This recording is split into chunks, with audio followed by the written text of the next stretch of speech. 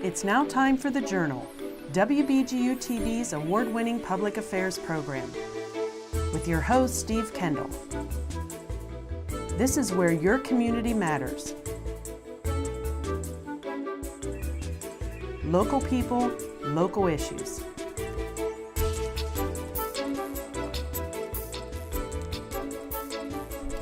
Hello and welcome to The Journal. I'm Steve Kendall. Underway now through May, Bowling Green State University's Beyond the Dream series focuses on the different cultures across campus. From movies at the Gish Film Theater to guest speakers and musicians and academic conferences, the series of events provides a variety of opportunity to share in the multicultural experience. Here to talk about that, we're joined by Sara Bushong, Dean of the University Libraries, and Jennifer McCary, Title IX Coordinator and Assistant Vice President for Student Affairs. I want to thank you both for joining us today. It's a lengthy list of activities that covers, as it says, multicultural. It's very diverse. But let's talk about the idea behind Beyond the Dream and how it sort of came about and some of the events that take place. So whoever'd like to address that first, go right ahead. Yeah. Sure. Yeah. So Beyond the Dream is a committee committed to doing programming on diversity and inclusion on our campus. And so the committee is made up of faculty, staff, and students from across the campus. And everyone was doing programming individually, and maybe 3 years ago came together to form this committee to say, instead of doing programs here and there, let's have an entire semester dedicated to celebrating the life and legacy of Dr. Martin Luther King Jr. And so the programming starts with really a day of service, and then it goes on to include programs that are happening across campus. We have a keynote speaker each year, and this year our keynote is Opal Tometi, one of the founders of Black Lives Matter movement. And so that keynote event is something that everyone looks forward to because it's open to students, faculty, staff, and community members. Now, University, I know there's a reading and spoken word presentation.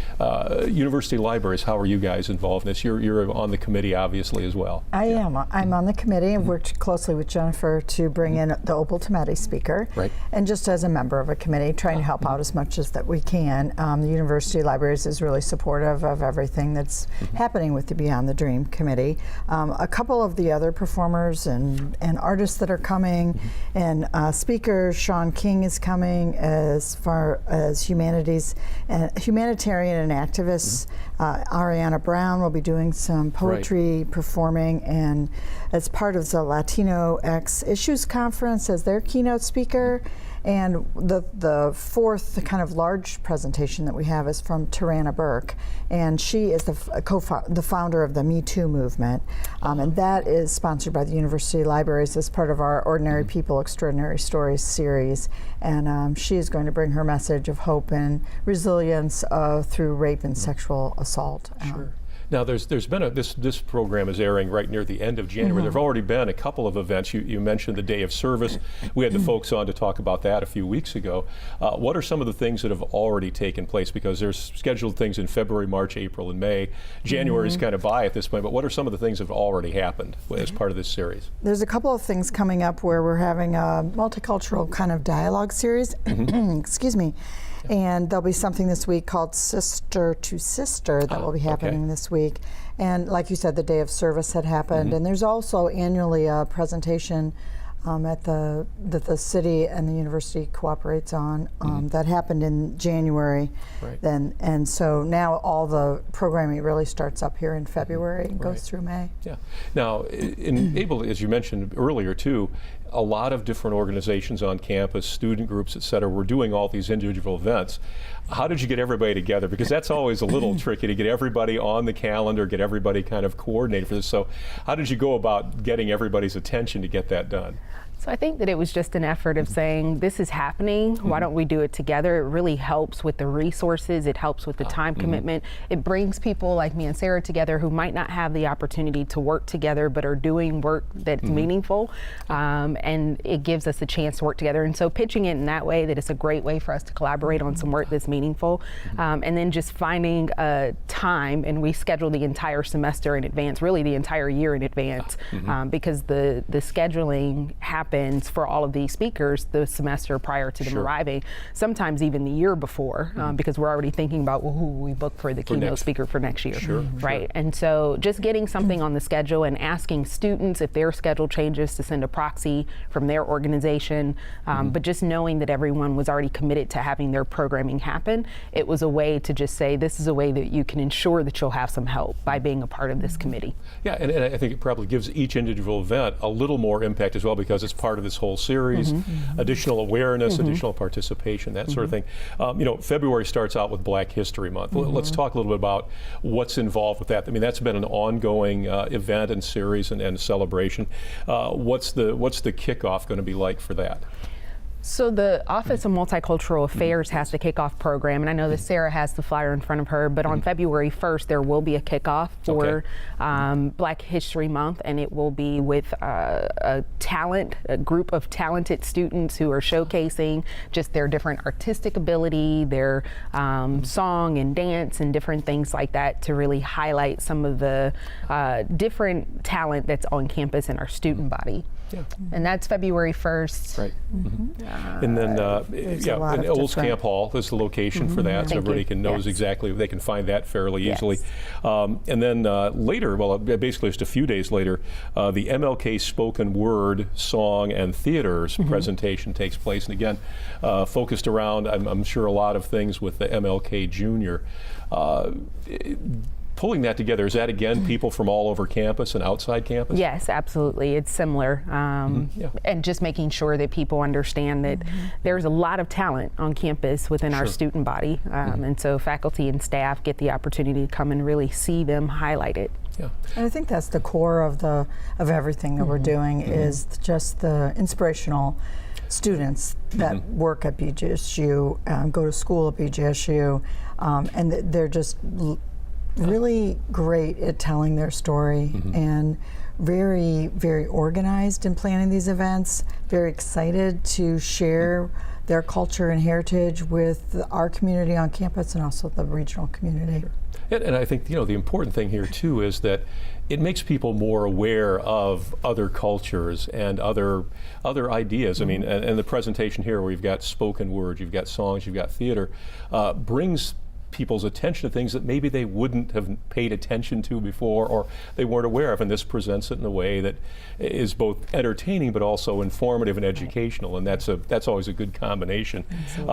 The overall theme of this series of events is called Beyond the Dream, and of course you mentioned Opal Tometi earlier. She is doing Beyond the Dream, which is her presentation.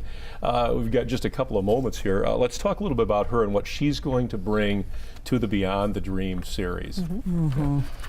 So, go ahead. No, go ahead, Sara. Well, she is her parents were Nigerian immigrants. Okay. And I think that really has helped to inspire her human rights activists. And as co-founder of the Black Lives Matter, I think she's really great to be able to speak about this. She grew up in Phoenix and then moved to Brooklyn.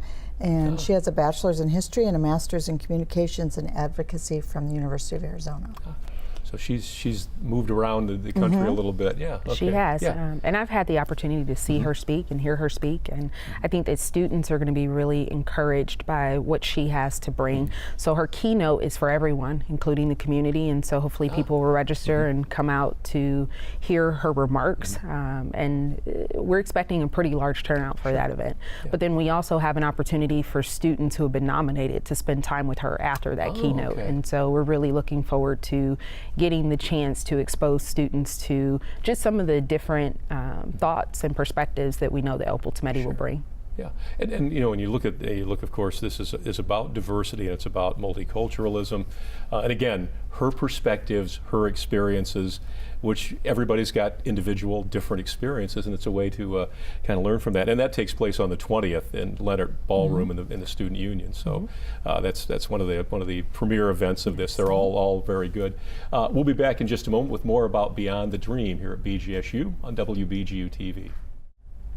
Thank you for staying with us here on The Journal. We're talking about BGSU's Beyond the Dream, a series of events that runs now into the month of May. A couple of the featured speakers, Shaun King, Arianna Brown, let's talk a little bit more about what they're going to bring and what they're going to talk about when they come to the Beyond the Dream presentations. Sure. So Shaun King, well-known journalist, activist, and he's been really vocal lately in the news, and so we're excited to really hear what he's going to bring and offer at the Black Issues Conference. He's going to start off his day spending time with students in a student-only session, and so he'll spend a great deal of his time in the student-only section, and then move into the keynote at the Black Issues Conference luncheon. Okay. So the Black Issues Conference is sponsored by the Office for Multicultural Affairs, along with a number of other sponsors who contribute to make that happen. And so the luncheon is the really big event of the Black Issues Conference, where he'll offer his keynote remarks on really today's times and what we need to be thinking about as far as Black issues are concerned. And then the rest of that day is spent with students going to different sessions. It's a conference style event where they get the chance to talk to different faculty members, students, staff members who are putting on different sessions for them. And the library is actually also contributing some pieces that they may not know are still in existence on campus around our Black Student Union as they celebrate one of their milestone anniversaries. And so we'll see kind of the growth of the Black Student Union over the years during this Issues Conference as well. So looking forward to that. And that's kind of interesting too, because the Black Student Unions have been around for a number of years, but to kind of go back, especially for current students, current people involved, to see how it began. I mean, I'm sure they know some of that, but still the idea of being able to go back and sort of look at that history and that heritage will be interesting for everybody, including them. And I think it'll be great because the Black Issues Conference typically brings back a number of alum. And so with alumni here and showcasing the Black Student Union this year, I think they'll be excited because they may be featured in some of the work. That'll be great. That'll be great. And when we look at Arianna Brown, you know, that's the Latino AX conference, Issues Conference. She's going to bring that perspective or her experiences from the Latino perspective to some degree, I assume. Absolutely. And so with her being a poet and performer, I think that we'll be up for a great and dynamic keynote from her. The Issues Conference is really energetic. That one brings a lot of energy. Everyone looks forward to what each keynote brings, but also just the different sessions that are offered throughout the day. It's a huge luncheon and historically has been really well attended and valued in our community, and so we're looking forward to hearing what she brings. And typically the Latinx conference has an artistic spin to it, and so it's really nice to kind of see the arts lived out during this Issues Conference day.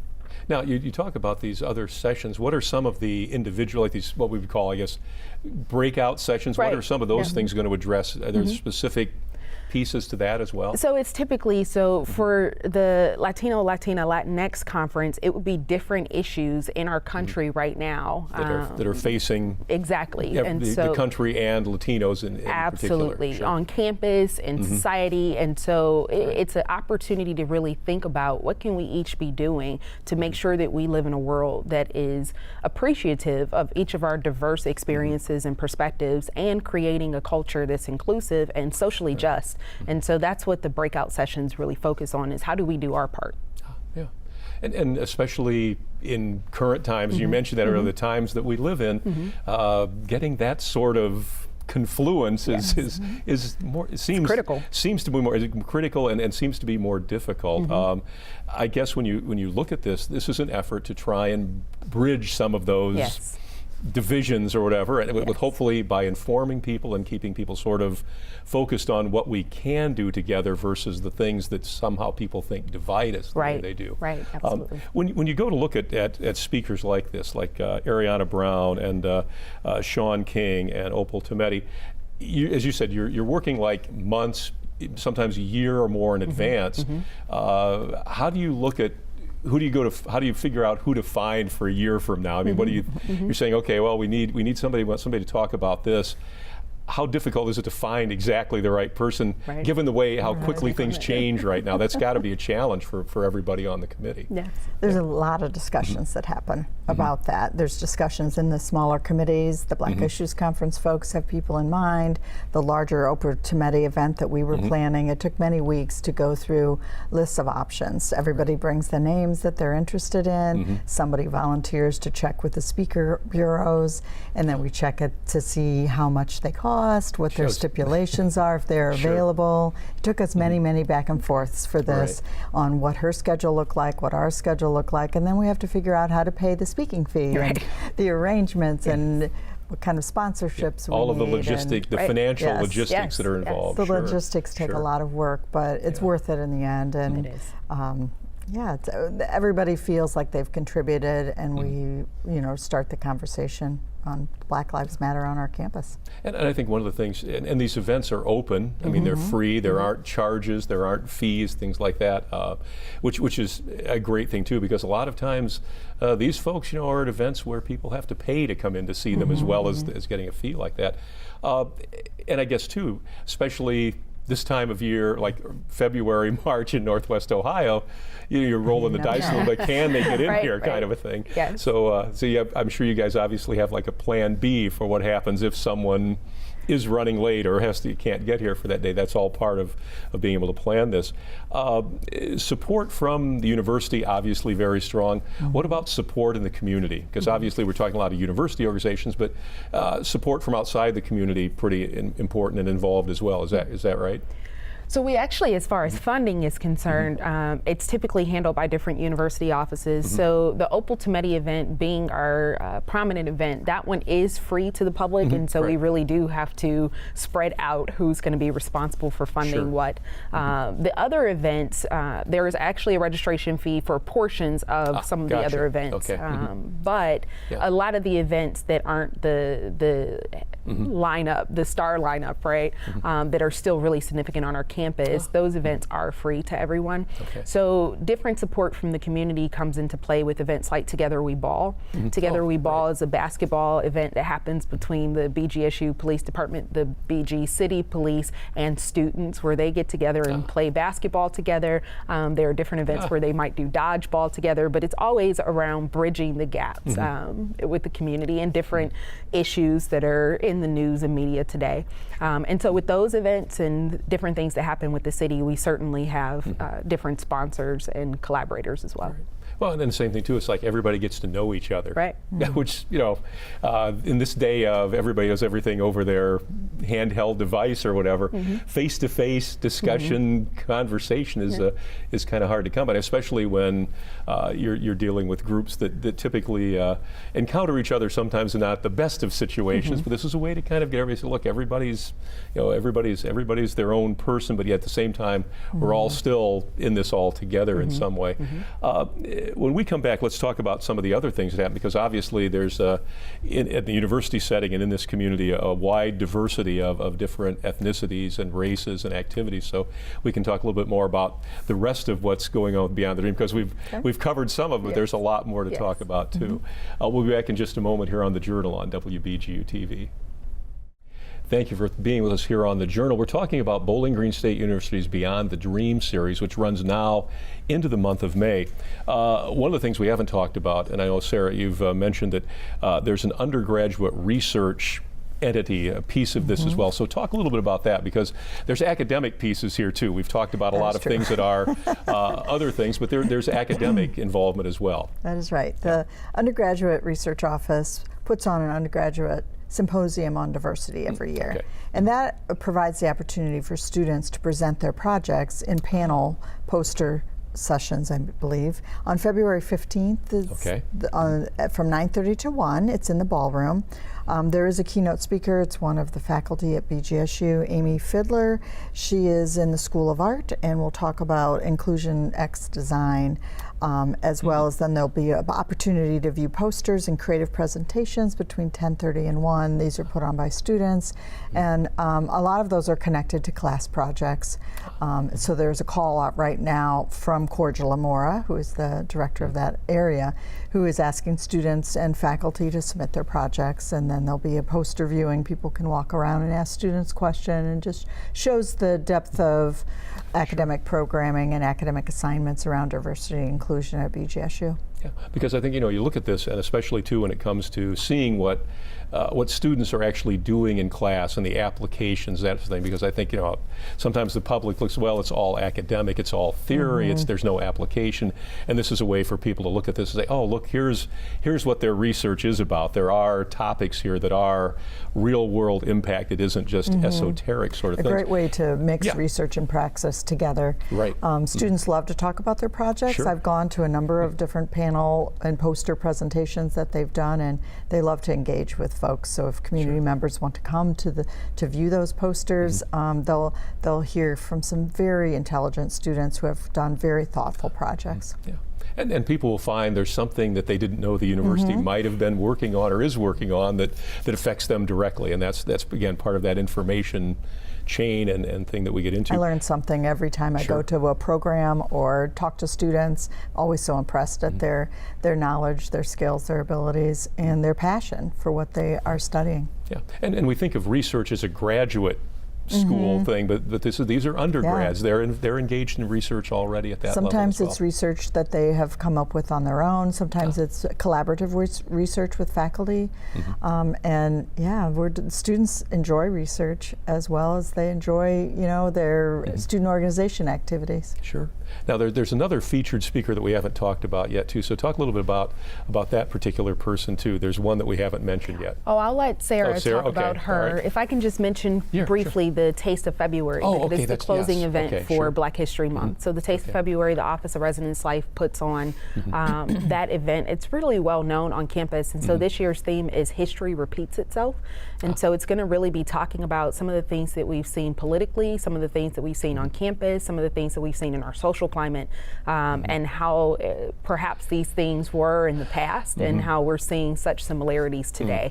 And so I think it's going to be a really interesting program. The big thing about the Taste of February, besides the student showcase and with such a grand topic this year, is also the food, and that is why it's called the Taste of February. Yes. Sounds good. And so, I was hoping there was a food element there. Yes, there is a food element. And so this year's menu is going to be a combination of all of the best meals from all of the past years to go along with that theme of history repeats itself. So everything that had the best response from past participants will be on the menu this year. And so it's an event to look forward to. Yeah, that'll be great. And I guess the unfortunate thing is we do have things that have happened in the past that we thought we dispensed with and we haven't. Right. And that's unfortunate. And it's but I guess it just shows that it's an ongoing, it's a continuous effort that's needed by everybody. Ongoing effort. But that's a way to say, look, we've come this far, but we all have a long way to go yet. Yes.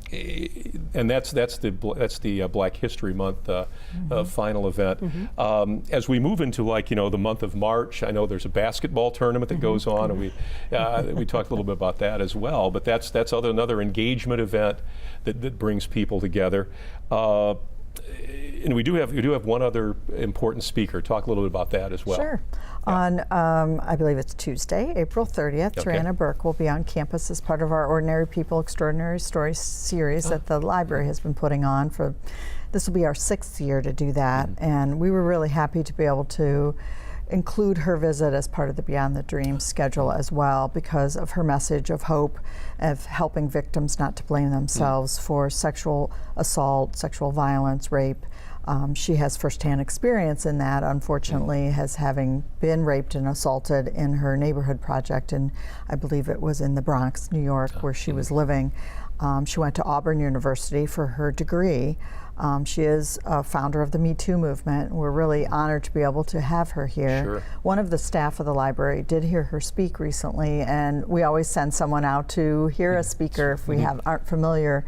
And she was very, very down to earth, very honest, good rapport with the audience. And since she does have first-hand experience, she wants to talk about it as long as people want to listen. She also works as the director of Girls for Gender Equity. And she knows that she does do that as her profession, and then also does the speaking. So it's not like she's hoping to make a lot of money doing the speaking. She's doing this out of where her heart is leading her. Sure. And so she did win the 2018 Prize for Courage. I don't know much about the award, but I think you can see that she is winning more and more awards as she speaks, telling her experience and just trying to connect with folks. During that day, she will be here for a VIP reception, so there is a cost for that. Sure. And that announcement will come out later with all the RSVP kinds of links, but that will give folks an opportunity to speak with her one-on-one before the actual presentation that will be at 7 p.m. that night in the ballroom. Yeah, and I know one of the things that gender is an important part of this this whole series of events as well. It's a very important part there because besides race and ethnicity and multiculturalism, we do have gender issues in the country, whether it's transgender, LGBTQ, all those sort of things are a part of this as well. And sometimes we forget about those in the other discussions, but that's a very important one and an incredibly, unfortunately, ongoing thing that we deal with. We've, of course, and Jennifer has conducted training and to try and make sure that all of us are aware of what we need to do and should be doing and should be aware of and look through and be able to know what's going on. But and of course, there's the Lavender graduation involved in this too, which is one of the events, which is that community as well. So it isn't just about race, it isn't about ethnicity. There is, of course, this gender and man-woman piece of this as well. So it spans all of this. If people want to find out more about all of these events, obviously the university, there's a website for it. Are there other ways that people can get in contact or check all of this out to see what they want to attend, how they want to attend, that sort of thing?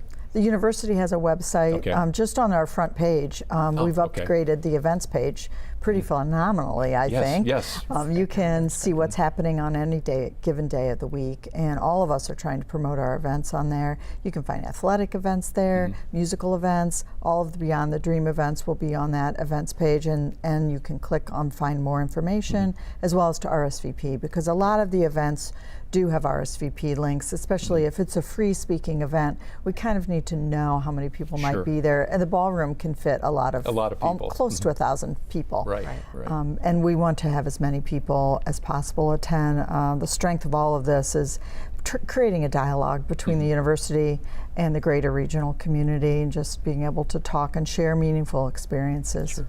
Yeah, and it's as simple as you can search and just type in Beyond the Dream, and you'll get a whole list, a number of places you can go to find it. So it's no one should have trouble finding information about it. If people don't have access to a computer, they can also call the Office of Equity, Diversity, and Inclusion. Oh, okay.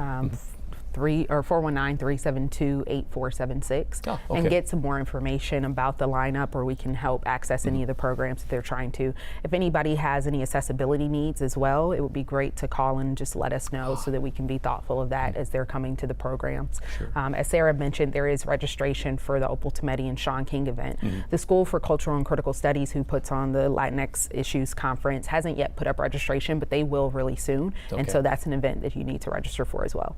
Okay, great. Well, thank you. Jennifer McCary and Sara Bushong, thank you so much. Thank you. And as more information comes along, as these events come up, feel free. We'll have you back on to talk about them in specificity in some cases. So great. And again, great events called Beyond the Dream. It runs now through May. And again, easy to find information about it. Go to BGSU's regular webpage. You'll see the events calendar and, of course, other ways to find out about it, too. Thank you for joining us. We'll see you again next time here on The Journal on WBGU-TV.